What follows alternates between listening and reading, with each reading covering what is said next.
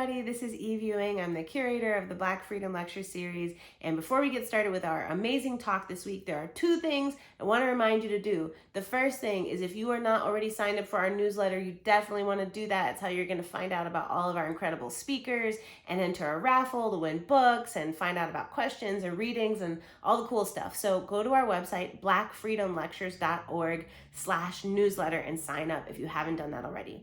The second thing is, we would really love this to be a collective learning experience. So if you haven't done so already, we encourage you to get together with a squad, a group of friends, or just one friend. Hook up with somebody and say, hey, I'm watching this thing, I'm reading this stuff, and I would love to have some conversations with you about it. Get together so that this is not a thing we're doing alone. That's it. Welcome. Really geeked to have you, and let's get into it. Hello, my name is Tony Reames, and I'm an assistant professor at the University of Michigan School for Environment and Sustainability. And I also lead a research group called the Urban Energy Justice Lab. And today I'd like to talk to you about the topic of energy justice. First, I'd like for you to think about this question I pose. Is energy access a basic human right? And if you think about it and realize that it's not, should it be? Should we think of energy as a basic human right? I want you to keep this question in the back of your mind as I go through today's lecture. So what is this topic of energy justice? While we ask about energy being a basic human right, while it's not codified in our US Constitution, the United Nations does consider energy a basic right.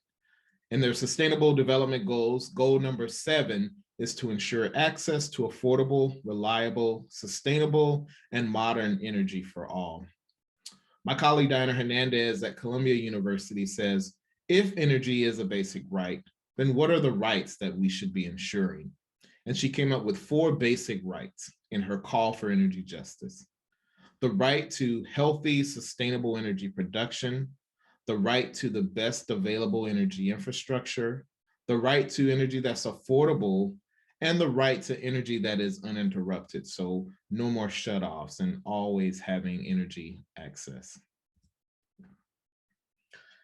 And when we want to know what this idea of energy justice is, or if we try to study it, some scholars say that a just energy system is one that fairly disseminates both the benefits and cost of energy services, and it's also representative and impartial in energy decision making. So a key component of energy justice is not just the benefits and cost of energy, but also how do we engage in what some people are calling energy democracy, where we are part of the energy decision making process. There are 4 principles of energy justice.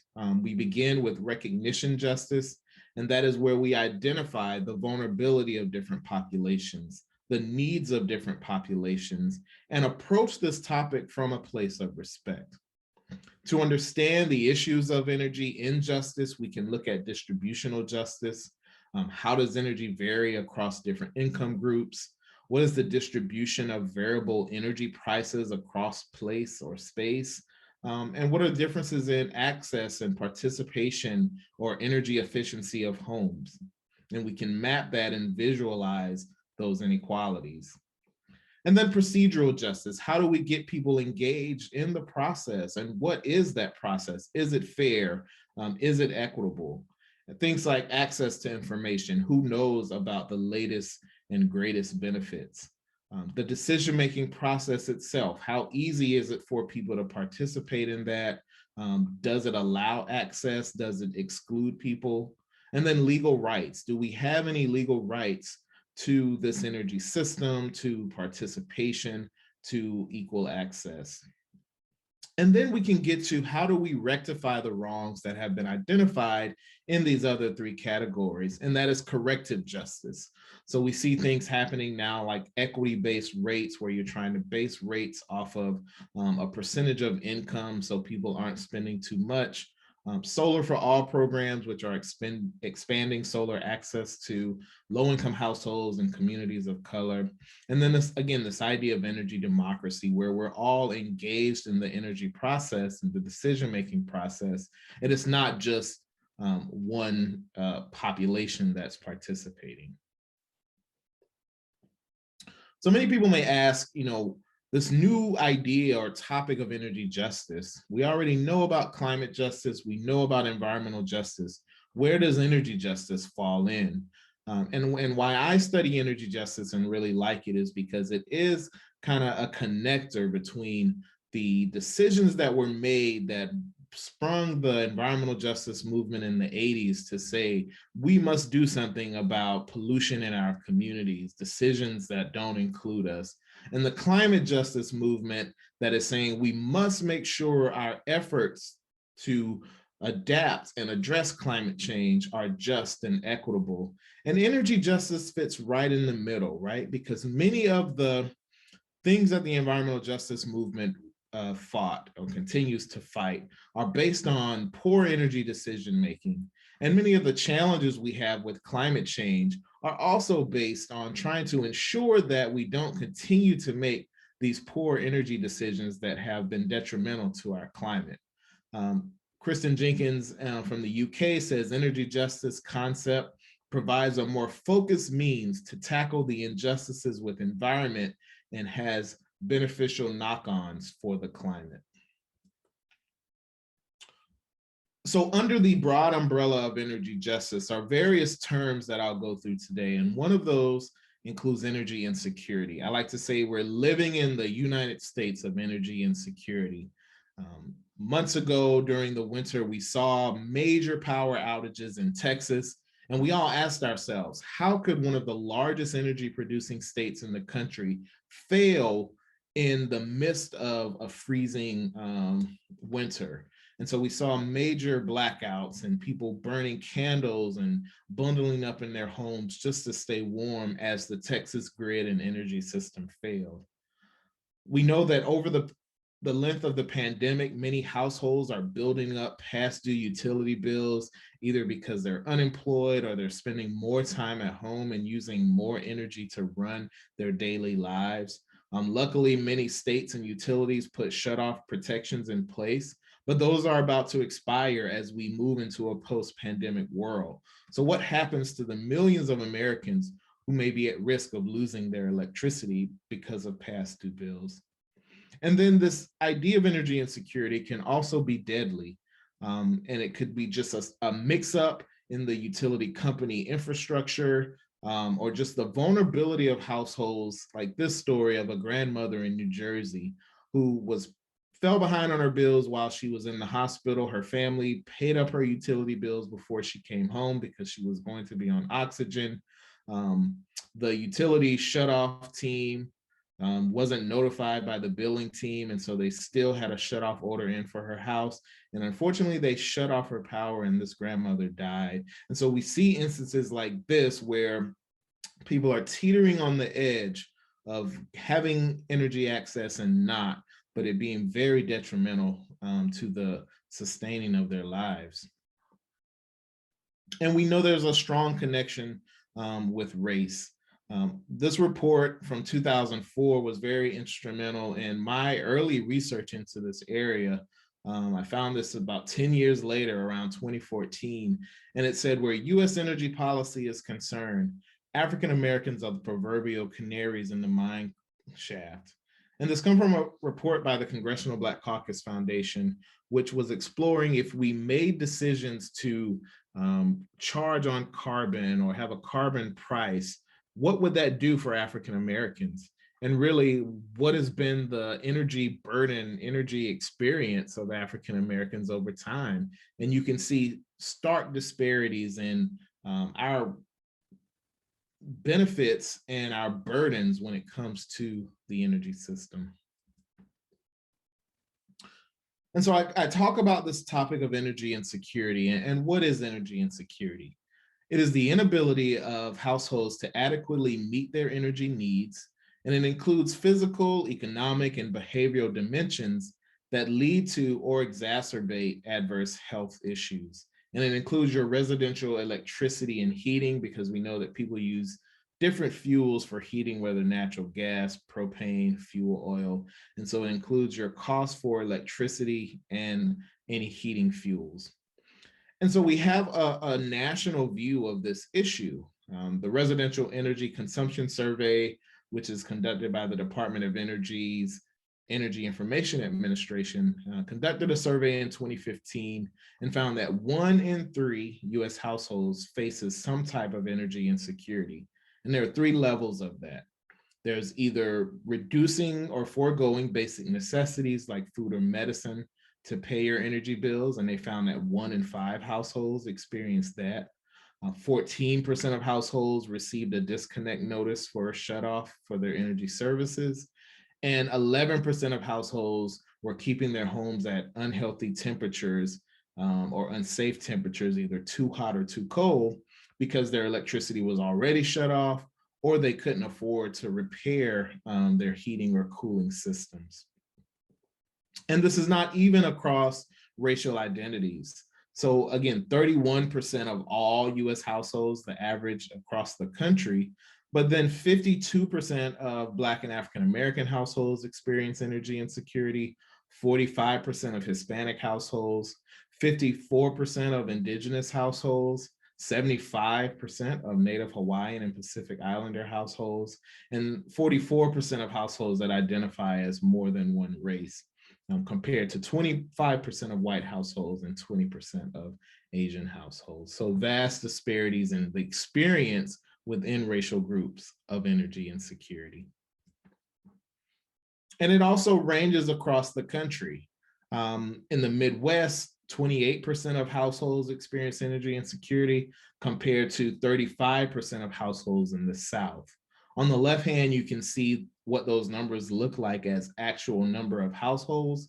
And so we're talking about 37 million households in energy insecurity in the United States, 15.4 million households in the South, 8.1 in the West, more than 7 in the Midwest, more than 6 million in the Northeast. Coronavirus pandemic has worsened the experiences of energy insecurity. They have grown since the pandemic started last year in 2020, and a higher prevalence of those experiencing energy insecurity experienced it after the pandemic began compared to before. This was found out in a survey by some folks at Indiana University who found that the people who had worse levels of energy insecurity were living in energy inefficient housing, had medical devices. So think about that story of the grandmother, had children under 5, were Hispanic or African American. Another term that gets into this idea of energy justice, then energy insecurity, and how do we measure energy insecurity is energy burden. Residential energy burden is defined as the percentage of your gross household income spent on energy costs. We consider someone spending more than 6% of their income on energy as having a high energy burden. And if you spend more than 10% of your income on energy, you have what's known as a severe energy burden. Now, the US, we spend a ton of money on energy affordability. There's a program, national program called the Low Income Home Energy Assistance Program, or LIHEAP. Different states have different names for it. So you might have heard of LEAP or LIEP or some other energy assistance program. But I wanted to highlight that in 2020, we spent $3.74 billion on energy assistance for low-income households. All of that money goes back to utility companies. We had a supplement of $900 million from the CARES Act of 2020, and the American Rescue Plan included $4.5 billion additional dollars for the weatherization or LIHEAP program in 2021. Now, there are other activities and actions going on to address energy affordability and energy burdens. Several states and local governments are trying to understand, can we create an energy rate that takes into account income and tries to keep people below that 6%. And so you see this idea of a percent of income rate becoming more and more popular. Just like energy insecurity, we see racial disparities when it comes to energy burden. And so the American Council for an Energy Efficient Economy released a report in 2020 and found that Black households had a 43% higher energy burden than white households. Hispanic households had a 20% higher energy burden than white households. And Native American households had a 45% higher energy burden when compared to white households. And this is detrimental for public health. Remember, I mentioned that homes are keeping their indoors at unhealthy and unsafe temperatures, but they're also making trade-offs between paying their energy costs and buying things like food or medicine. And so we know that public health is associated with these complex factors, right? Anything from your behaviors to your access to doctors to where you live and where you work. But energy burden, we feel, needs to be among the considerations in that. And so there's this growing body of research that suggests that affordable household energy is essential to maintaining good health. Families that struggle to pay their energy bills are making major sacrifices that can also impact their health. If you live in an underheated home, it puts you at double the risk of respiratory problems and 5 times the risk of mental health problems. And furthermore, living in homes that are not properly heated or cooled can increase cases of asthma, heart disease, arthritis, rheumatism. And so we wanted to understand what are the challenges that people are experiencing when it comes to energy burden and public health. And so we looked at 3 measures of public health: premature mortality, so how many people are prematurely dying; self-reported health, how many people are reporting that their health is fair or poor; and life expectancy, what is the life expectancy in a county relative to its energy burden. And some of the factors in our model included things like social capital, do you have people that can help you pay your bill, environmental quality, income inequality, the quality of housing, non-Hispanic Black population, healthy food access, access to physicians, and education. And so what did we find in our study? We found that as you go across the country, each time you see an increase in energy burden, it was associated with 240 more premature deaths per 100,000 people. So this relationship between high energy burdens and increased premature deaths. As energy burden increased, we also saw that there was a 7% increase in the county residents reporting that their health was fair or poor. And so in places with higher energy burdens, more residents said that they were in bad health. And as energy burden increases, it also significantly decreased average life expectancy. And so about 5 years was taken off the average life expectancy in counties with really high energy burdens. And so while we're not saying that energy burdens cause these detrimental health effects, they are associated with places that have these poor health outcomes. And there are a ton of policy implications that could go with this. For instance, what if you went to your doctor with various health concerns and they ask about your energy burden? Could a doctor write a prescription for something that addresses the energy burden in your home, whether getting you an energy audit to be able to reduce your energy consumption, improve your efficiency, and make your home more efficient? So I kind of gave you a national landscape of what energy justice issues, including insecurity and energy burden, look like on the national level. But I want to take a deep dive into a few case studies in Detroit, Michigan, that will make this a little more real in one community, so you can see how this plays out locally. A good friend of mine, Shalonda Baker, recently released her book, Revolutionary Power, an activist's guide to the energy transition, where she talks about how do we ensure racial and economic equity in this very rapidly changing energy landscape. And one quote from that book really stood out to me was that the energy system routinely sacrifices brown, Black, and Indigenous bodies to keep the lights on for the majority. And I want to show you what that looks like in the Detroit metropolitan area. And so I have two maps here, a map on the left and a map on the right. On the left, this map models energy consumption in census tracts. And what we see is that areas that are in the dark red color are consuming a lot of energy. So the redder areas consume more energy. These are wealthier suburbs with larger homes, people with lots of knickknacks and goodies that consume a lot of energy. And the yellow areas are places that consume less energy. So smaller homes, people cutting back on their energy consumption, probably being a lot more conservative, making those trade-offs between keeping their homes at an adequate temperature. And then you see a power plant cluster here kind of at the bottom of the map. This is where you have coal plant and natural gas plants that are producing the energy that the people in the dark red areas are benefiting from. Now I want you to focus your attention on the map on the right. This is a map that also identifies the percentage of people of color. And so the dark red areas are where you have more African Americans, Latinx, other communities of color. Yellow areas are majority white. You can also see that circle for the power plant cluster.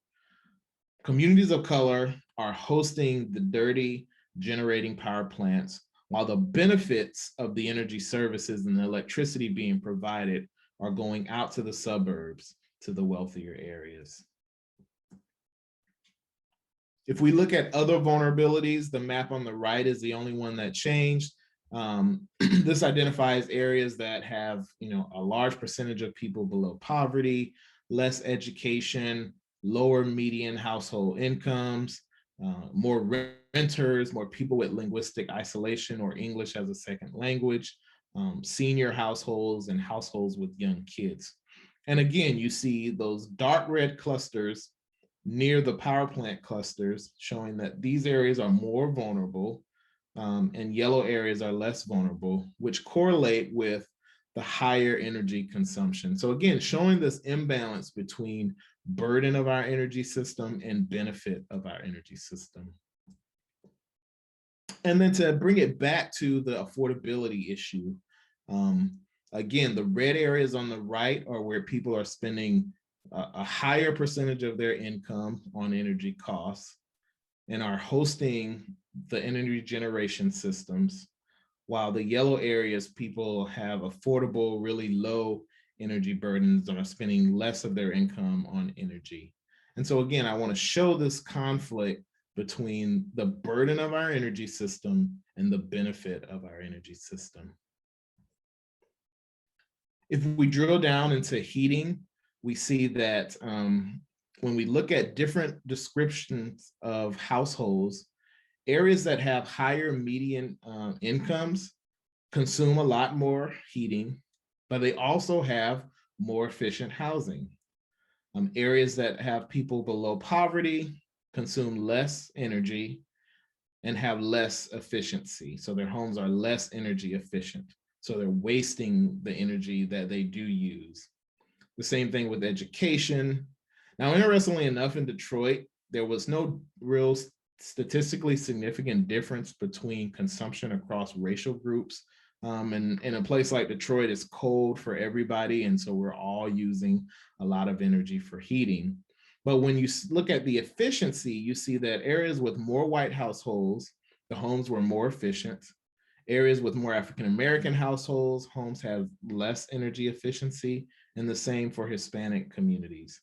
And then owners are more likely to be able to buy larger homes and make their homes more efficient. And so you can see increased consumption and increased efficiency. Renters, not so lucky. And so if we had renters in this model, you would see probably lower consumption for renters and less efficient homes.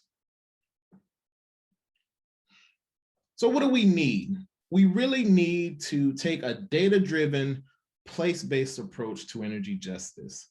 And why is this important? As we try to think of some transformational change, how do we understand the disparities that I presented to you today and really move toward an energy system that is more equitable and more just? And that means we increase information and education, Recognition justice helps us with our understanding of these issues, have a belief that energy should be a basic right, and we should move into action, create a system that delivers change. And so this approach can support equity and justice and democracy by serving as a conduit for community empowerment and self-determination. It acknowledges that there's this complex decision-making process that guides our energy decisions and choices. And we can't just, boil it down to some simple, rational economic model. We did a study on light bulb cost and access, and found that in poor neighborhoods, the cost to go from an incandescent bulb, the least energy efficient bulb, to an LED bulb, the most efficient bulb, was 2 times the price that it was out in the suburbs. And so that decision to jump from incandescent to LED at Lowe's in a wealthy white suburb was no problem. But if you're in inner city Detroit at the local CVS, you see a dollar bulb versus a $6 bulb, it's really hard to make that decision. And so people are thinking about a lot more than just, oh, there's a payback on this LED bulb and I can keep it for 20 years. This idea also fosters social connectedness to transform the way that people consume energy. And this is really about group interaction, peer support, communal resolve to impact behavior and participation. And then it creates institutional capabilities to effectively deliver services, and it recognizes that the response is available for a host of conditions. And so you start getting people involved in energy justice, and then you bring up climate justice, and people are now concerned about climate change. And so briefly, I want to talk about what this actually looks like in practice, and focus again, keeping the focus on Detroit, and some energy justice action here. DTE is our largest utility here in Michigan and covers Detroit and surrounding areas, about 2.2 million customers. Michigan passed an energy law in 2016 that required utilities to do what's known as an integrated resource plan. And this is their plan for how they will deliver energy for the next 15 to 20 years. The IRP lays out its vision, and lets its customers know whether we're going to be using coal, natural gas, renewable energy, or a mix of all three. And then it describes how they will meet reliability, cost effectively, to make sure we don't increase our rates, and then when they're going to retire their coal plants. And so a lot of the activists in the Detroit area realized that this was a very closed process. Although the process, includes opportunities for public comment, often that occurred in suburbs or online, and was just really inaccessible to the host of people living primarily within the city of Detroit, where DTE is headquartered. And so this group came together called Work For Me DTE, created a campaign to really educate people about what an IRP was, how they can engage, and what they need to do if they're not okay with the plan. And so they educated folks on what was in DTE's plan. Proposals for rate hikes, a multi-million-dollar methane burning gas plant, power plant, and weakening the solar industry and making sure that solar would not be available to many households. So educating people on what was in the plan. And then what they did was, petition the Michigan Public Service Commission. The Public Service Commission is the regulatory body for utilities, and said, you will have a meeting in Detroit, not in Detroit Metro, but in the city of Detroit. And so in June 2019, they held a meeting in the city of Detroit. This Work For Me DTE campaign, had hundreds of people show up to the meeting, figuring out the strengths and weaknesses that people had, their comfortability level, whether they wanted to make public comment, whether they wanted to be outside with signs, whether they wanted to sign people up to get them to a meeting. So really taking this community-based approach to foster engagement. And you can see a tweet there on the left-hand side from one of the public service commissioners who was just blown away by the level of engagement at a public service commission meeting. And their meeting was scheduled for 3 hours. It went for 4.5 hours. 50 plus speakers got up to make comment. And you can see some of the signs and things that were outside as the commissioners arrived to this public service commission meeting. This campaign has stayed together, has engaged in additional cases from the utility company, whether it's been rate cases, whether it's been how they're going to do energy efficiency. And again, I show this because there is this amazing opportunity to engage folks in energy justice, which includes procedural justice, participation, access to information, to move us to a place of corrective justice where we start to solve those disparities that I've been talking about.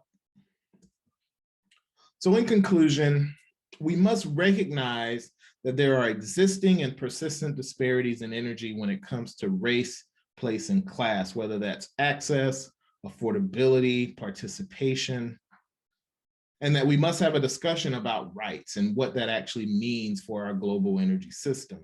Whether energy access is a basic right, whether we end utility shutoffs, whether we work toward a program that or a transformational process that makes energy more affordable.